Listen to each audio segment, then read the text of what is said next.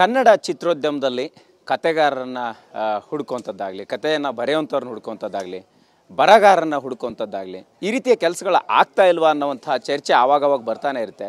ಸಾಕಷ್ಟು ಜನ ವೇದಿಕೆ ಮೇಲೆ ಮಾತಾಡ್ತಾನೆ ಇರ್ತಾರೆ. ಬಟ್ ಅದಕ್ಕೆ ಪೂರ್ವಕವಾಗಿರ್ತಕ್ಕಂತಹ ವಾತಾವರಣ, ಸನ್ನಿವೇಶ ನಿರ್ಮಾಣ ಆಗೋದು ಕೂಡ ಕೆಲವೇ ಸಂದರ್ಭಗಳೆಲ್ಲ ಅಂತ ಹೇಳ್ಬೋದು. ಸೊ ಅದು ಈಗ ಕಾಟೇರ ಮೂಲಕ ಆಗಿದೆ ಅಂತ ಹೇಳ್ಬೋದು. ಎಸ್, ಕಾಟೇರದ ಕತೆಗಾರ ಜಡೇಶ್ ಕುಮಾರ್ ಹಂಪಿ ಅವರಿದ್ದಾರೆ. ಅವ್ರನ್ನೇ ಮಾತಾಡ್ಸೋಣ. ಚಿತ್ರೋದ್ಯಮದಲ್ಲಿ ಬರಹಗಾರರ ಪರಿಸ್ಥಿತಿ ಹೇಗೆ, ಬದುಕು ಹೇಗೆ ಅನ್ನೋವಂಥದ್ದೆಲ್ಲ ವಿಚಾರಗಳ ಬಗ್ಗೆ. ಸರ್, ಒಂದು ಸಿನಿಮಾದ ಗೆಲುವಿನ ಮುಖ್ಯ ರೂವಾರಿ ಅಂತಂದರೆ ಪ್ರಮುಖವಾಗಿ ಮೊದಲು ಆರಂಭ ಆಗೋದೇ ಕತೆ ಅಂತ. ಒಬ್ಬ ಸ್ಟಾರ್ನ ಕತೆ ಒಪ್ಪಿಸುವಂಥದ್ದು ಎಷ್ಟು ಚಾಲೆಂಜಿಂಗ್ ಆಗಿರುತ್ತೆ, ಒಂದು ನೆಲದ ಕಥೆಯನ್ನು ಒಪ್ಪಿಸುವಂತಹ ಸಂದರ್ಭಗಳು ಹೇಗಿರುತ್ತೆ ಅನ್ನುವಂಥದ್ದು.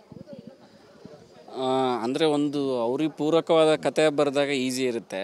ಮತ್ತು ಏನಾದರೂ ಹೊಸತನ ಇರಬೇಕಂತ ಒಂದು ಹೊಸದೇನಾದ್ರೂ ಎಕ್ಸ್ಪೆರಿಮೆಂಟಲ್ ಮತ್ತು ಈ ನೆಲದ ಕತೆ ಒಂದು ಕಂಟೆಂಟ್ ಇಟ್ಕೊಂಡಾಗ ಸ್ವಲ್ಪ ಚಾಲೆಂಜ್ ಎದುರಾಗುತ್ತೆ. ಅದಕ್ಕೆ ರೈಟ್ರ್ ಒಂದೇ ನಿರ್ಧಾರ ಮಾಡಿದ್ರೆ ಆಗಲ್ಲ, ಅದಕ್ಕೆ ನಿರ್ದೇಶಕರು ಮಾಡಬೇಕು, ಅದಾದಮೇಲೆ ನಿರ್ಮಾಪಕರು ಮಾಡಬೇಕು, ಹೀರೋ, ಈ ಟೋಟಲ್ ಟೀಮ್ ಒಪ್ಪಿದಾಗ ಅದು ಸಾಧ್ಯ. ಸೊ ಕಾಟೇರ ಕೂಡ ಅದೇ ಥರ ಆಗಿದ್ದು. ಇವಾಗ ನಾನು ಒಬ್ಬನೇ ನಿರ್ಧಾರ ಮಾಡಿದ್ರೆ ಅದಕ್ಕೆ ಡೈರೆಕ್ಟ್ರು ರೆಡಿ ಇದ್ದರು, ಈ ಥರದ್ದು ಬೇರೆ ಏನೋ ಮಾಡೋಣ ಅಂತ, ಮತ್ತು ಹೀರೋ ಸರ್ ರೆಡಿ ಇದ್ದರು. ಸೊ ಅದರಿಂದ ಅದು ಆಯಿತು, ಇಷ್ಟು ರಿಸಲ್ಟ್ ಸಿಕ್ತು. ಅಂದರೆ ಉತ್ತಮವಾದ ರಿಸಲ್ಟ್ ಇದೆ. ಅದು ಯಾಕೆ ಪ್ರಯತ್ನ ಮಾಡ್ತಾ ಇಲ್ಲ ಅನ್ನೋದು ನಮ್ಮದು, ಅದು ಅದೇ ಪ್ರಶ್ನೆ. ಉತ್ತಮ ಕಥೆಗಳಿಗೆ ಇವತ್ತು ಉತ್ತಮ ಬೇಡಿಕೆ ಇದೆ. ಅದು ನಿರ್ದೇಶಕರು ಮತ್ತು ಹೀರೋ, ನಿರ್ಮಾಪಕರು ಎಲ್ಲರೂ ಅದು ನಿರ್ಧಾರ ತೊಗೊಂಡು ಒಂದು ಮುನ್ನುಗ್ಗಬೇಕಷ್ಟೇ. ಎಸ್, ನಾನು ಈ ಬೆಳವಣಿಗೆ ಆಗಿರೋಂಥ ಸಂದರ್ಭದಲ್ಲಿ ನಿಮ್ಮ ಮುಖಾಂತರ ಒಂದು ವಿಚಾರವನ್ನು ಚರ್ಚೆ ಮಾಡೋಕ್ಕೆ ಅಥವಾ ಕೇಳೋಕ್ಕೆ ಇಷ್ಟಪಡ್ತೀನಿ ಸರ್. ಕನ್ನಡ ಇಂಡಸ್ಟ್ರಿಯಲ್ಲಿ ಬರಹಗಾರರ ಕೊರತೆ ಇದೆಯಾ ಅಥವಾ ಬರಹಗಾರರನ್ನು, ಕತೆಗಾರರನ್ನು ಬಳಸಿಕೊಳ್ಳುವಂತಹ ಕೊರತೆ ಇದೆಯಾ ಅನ್ನುವಂಥ ಪ್ರಶ್ನೆ ಸರ್.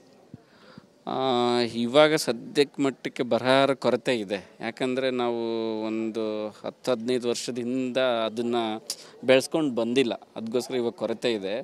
ಆವಾಗ ಬಳಸ್ಕೊಳ್ದೇ ಇರೋದ ಕಾರಣಕ್ಕೆ ಇವಾಗ ಕೊರತೆ ಇದೆ. ಅಂದರೆ ನಾವು ಬಳಸ್ಕೊಳ್ಬೇಕು. ಅವ್ರಿಗೆ ಒಬ್ಬ ರೈಟ್ರಿಗೆ ಅವ್ರೇನು ತುಂಬ ಎಕ್ಸ್ಪೆಕ್ಟೇಷನ್ ಮಾಡಲ್ಲ. ಅವ್ರಿಗೊಂದು ಆರ್ಥಿಕತೆ ಆಗಿರ್ಬೋದು, ಮತ್ತು ಅವನಿಗೆ ಒಂದು ಕೊಡೋ ಸಣ್ಣ ಸ್ಟೇಜ್ ಆಗಿರ್ಬೋದು, ಅದು ಕೊಟ್ಟಾಗ ಅವನಿಗೊಂದು ತೃಪ್ತಿ ಆಗುತ್ತೆ. ಸೊ ಈ ಕೊರತೆಯಿಂದ ಅವ್ರು ಎಲ್ಲೋ ಹಿಂದುಳಿದ, ಎಲ್ಲವೂ ಅದು ಗೊತ್ತಿಲ್ಲದನೋ ಎಲ್ಲವೂ ನಿರ್ದೇಶಕನೇ ಮಾಡಬೇಕು ಅನ್ನೋ ಒತ್ತಡ ಶುರುವಾಗಿ ಅದು ನಿರ್ದೇಶಕರೇ ಇದೆಲ್ಲ ಮಾಡ್ಬೇಕು ಅನ್ನೋದು ಆಗಿಬಿಟ್ಟಿದೆ. ಆ್ಯಕ್ಚುಲಿ ಹಾಲಿವುಡ್ ಮೂವೀಸ್ ಅವೆಲ್ಲ ನೋಡ್ತಾ ಇದ್ದಾಗ ರೈಟರ್ಸೇ ಬೇರೆ, ನಿರ್ದೇಶಕರೇ ಬೇರೆ, ಬೇರೆ ಬೇರೆ ಡಿಪಾರ್ಟ್ಮೆಂಟ್ ಇರುತ್ತೆ. ಇಲ್ಲಿ ಎಲ್ಲರೂ ಅವರೇ ಮಾಡಬೇಕು ಅನ್ನೋದು ಒತ್ತಡ ಶುರುವಾಗಿದೆ. ಅದು ತೊಂದರೆ. ಅಂದರೆ ಒಬ್ಬೊಬ್ಬರಿಗೆ ಎಬಿಲಿಟಿ ಇದ್ದವ್ರು ಮಾಡ್ತಾರೆ, ಇಲ್ಲ ಅಂದವ್ರಿಗೆ ಅದು ತುಂಬ ಕಷ್ಟ ಆಗುತ್ತೆ ಅದು. ಸೊ ಇದರಿಂದ ಇಂಡಸ್ಟ್ರಿನಿಗೂ ಪ್ರಾಬ್ಲಮ್ ಆಗುತ್ತೆ ಸ್ವಲ್ಪ. ಸರ್, ಸಹಜವಾಗಿ ಒಂದಿಷ್ಟು ಕತೆಗಳನ್ನು ಆಯ್ಕೆ ಮಾಡೋಂಥ ಸಂದರ್ಭದಲ್ಲಿ ನಟರ ಕಲ್ಪನೆ ಒಂದು ರೀತಿ ಇರುತ್ತೆ, ನಿರ್ದೇಶಕರ ಕಲ್ಪನೆ ಒಂದಿರುತ್ತೆ, ಬರಹಗಾರ ಕಲ್ಪನೆ ಒಂದು ರೀತಿ ಇರುತ್ತೆ. ಸೊ ನೀವು ಈ ಕಾಟೇರ ತಂಡದ ಭಾಗ ಆಗಿದ್ದು ತುಂಬ ಒಂದು ವಿಶೇಷ ಸಂದರ್ಭಕ್ಕೆ ಸಾಕ್ಷಿಯಾಗಿದ್ರಿ. ಅದು ರೈತರ ಕತೆ, ನಮ್ಮ ನೆಲದ ಕತೆನ ಒಬ್ಬ ಸ್ಟಾರ್ಗೆ ಹೀಗೆಲ್ಲ ಮಾಡಿಸ್ಬೋದು ಅನ್ನುವಂತಹ ಆಲೋಚನೆ ಶುರುವಾಗಿದ್ದು ಹೇಗೆ ಅಂತ.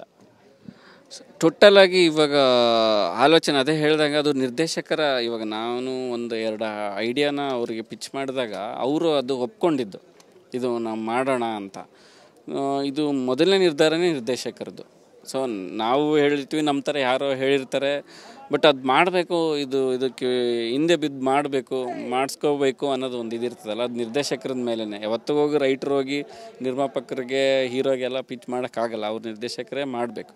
ಸೊ ಇಲ್ಲಿ ತರುಣ್ ಸರ್ ಒಂದು ದೃಢ ನಿರ್ಧಾರ ಮಾಡಿದರು, ಇದು ನಾವು ಬೇರೆ ಥರ ಮಾಡಲೇಬೇಕು ಅಂತ. ಸೊ ಅವ್ರಿಗೆ ಏನಂತಂದರೆ ಫಸ್ಟ್ ಸಿನಿಮಾ ರಾಬರ್ಟಲ್ಲಿ ತುಂಬ ಎಕ್ಸ್ಪೆರಿಮೆಂಟಾಗಿ ಏನೂ ಮಾಡೋಕ್ಕಾಗಲ್ಲ. ಇವಾಗ ಬಾಸ್ ಏನು ಮಾಡಬೇಕು ಅದನ್ನು ಅವ್ರು ಮಾಡಿದರು. ನೆಕ್ಸ್ಟ್ ಅವರು ಅದರ ರೆಡಿ ಇದ್ದರು ಅವರು. ಆ ಟೈಮಲ್ಲಿ ನಾವು ಒಂದು ಸಿಕ್ಕು ಅದು ಆಯಿತು ಅದು. ಸೊ ಅದಾದಮೇಲೆ ಬಾಸ್ ಹತ್ರ ಹೋದಾಗೂ ಅವರು ಏನು ಮರುಪ್ರಶ್ನೆನೇ ಇರಲಿಲ್ಲ ಆ ಸಿನಿಮಾಗೆ. ಒಂದು ಒಟ್ಟಾರೆ ಫುಲ್ ಬಾಂಡೆಡ್ ಸ್ಕ್ರಿಪ್ಟ್ ಹೇಳಿದಾಗ ಅವರು ಸಂತೋಷವಾಗಿ ಒಳ್ಳೆ ಕಂಟೆಂಟ್ ಮಾಡಿಬಿಡೋಣ ಅಂತಲೇ ಯೋಚನೆ ಮಾಡಿದರು ಅಷ್ಟೇ. ಸಹಜವಾಗಿ ಒಂದು ಕಥೆನ ಬರೆದಾಗ ಅದನ್ನು ಬದಲಾವಣೆ ಮಾಡುವಂಥದ್ದು, ಸೊ ಅದಕ್ಕೆ ಒಂದಿಷ್ಟು ಬೇರೆ ರೀತಿಯ ಆಯಾಮಗಳನ್ನು ಕೊಡುವಂತಹ ಸನ್ನಿವೇಶಗಳು ಸಹಜವಾಗಿ ಇಂಡಸ್ಟ್ರಿಯಲ್ಲಿ ನಡೀತಾ ಇರುತ್ತೆ. ಸೊ ಆ ರೀತಿಯ ಘಟನಾವಳಿಗಳು ಕೂಡ ಕಾಟೇರದಲ್ಲಿ ಆಯ್ತಾ ಅಥವಾ ದರ್ಶನ್ ಸರ್ ಹೇಗೆ ಒಪ್ಕೊಂಡಿದ್ರು? ಸೊ ನಿಮಗೆ ಆ ಮೂಮೆಂಟ್ಸ್ ಹೇಗೆ ನೆನಪಾಗುತ್ತೆ ಅಂತ? ಇದು ಇಲ್ಲ ಅಂದರೆ ನಾವು ಟೋಟಲ್ ಬಾಂಡೆಡ್ ಸ್ಕ್ರಿಪ್ಟ್ ಎಲ್ಲ ಹೇಳಿದಾಗ ಅವರು ಫುಲ್ಲು ಸ್ಕ್ರೀನ್ ಪ್ಲೇ ಸಮೇತನೇ ರೀಡಿಂಗ್ ಕೊಟ್ಟಿರೋದು. ಬಟ್ ಅದು ಅವ್ರಿಗೆ ಯಾವಾಗ ಒಪ್ಪಿಗೆ ಆಯಿತು ಅದಾದಮೇಲೆ ಮೇಜರ್ ಚೇಂಜಸ್ ಅಂತ ನನಗೆ ಹೀರೋ ಕಡೆಯಿಂದ, ಬಾಸ್ ಕಡೆಯಿಂದ ಬಂದಿಲ್ಲ. ಈ ಡೈರೆಕ್ಟರ್ ಕಡೆಯಿಂದ ಅಪ್ಡೇಟ್ಗಳೇ ಚೇಂಜಸ್ ಇರುತ್ತೆ ಬಿಟ್ಟರೆ ಟೀಮ್ ಕಡೆಯಿಂದ, ಅವರಿಂದ ಬಂದಿಲ್ಲ. ಬಟ್ ಶೂಟಿಂಗ್ ಸ್ಪಾಟಲ್ಲಿ ಸ್ವಲ್ಪ ಡೈಲಾಗ್ ಆಗಿರ್ಬೋದು, ಸ್ವಲ್ಪ ಸೀನು ಕಂಪೋಸಿಷನ್ನು ಅಲ್ಲಿ ಸ್ವಲ್ಪ ಚರ್ಚೆಗಳಾಗಿ ಒಂದು ಬೆಟರ್ಮೆಂಟು ಆ ಟೈಮಲ್ಲಿ ನಡೆದಿದೆ. ಬಿಟ್ಟರೆ ಸಣ್ಣ ಪುಟ್ಟ ಅದು ಒಂದ್ಸರಿ ಕೇಳಿಬಿಟ್ರೆ ಅವರು ಫಿಕ್ಸ್ ಆಗ್ತಾರೆ, ಇನ್ನು ಸೆಟ್ಟಿಗೆ ಇನ್ನೂ ತಲೆನೇ ಕೆಡ್ಸ್ಕೊಳ್ಳಲ್ಲ. ಅದಕ್ಕಿಂತ ಮುಂಚೆಗೆ ಅವ್ರದ್ದು ಏನೇ ಚರ್ಚೆ ಇದ್ದು ಅದು ಬಂದಮೇಲೆ ಅವ್ರಿಗೆ ಅದು ಆ ಕ್ಯಾರೆಕ್ಟರ್ ಒಳಗೆ ಬರ್ತಾರೆ, ಅದು ಮಾಡ್ತಾರೆ. ಅವ್ರಿಗೇನೋ ಒಂದು ಸಣ್ಣ ಪುಟ್ಟ ನನಗೆ ಹಿಂಗೆ ಅನಿಸುತ್ತೆ ಅಂತ ಹೇಳಿಬಿಟ್ಟು ಅದು ಡೈರೆಕ್ಟರ್ ಚರ್ಚೆ ಮಾಡಿ ಅದು ಟೇಕ್ ಮಾಡ್ತಾರೆ ಅಷ್ಟೇ.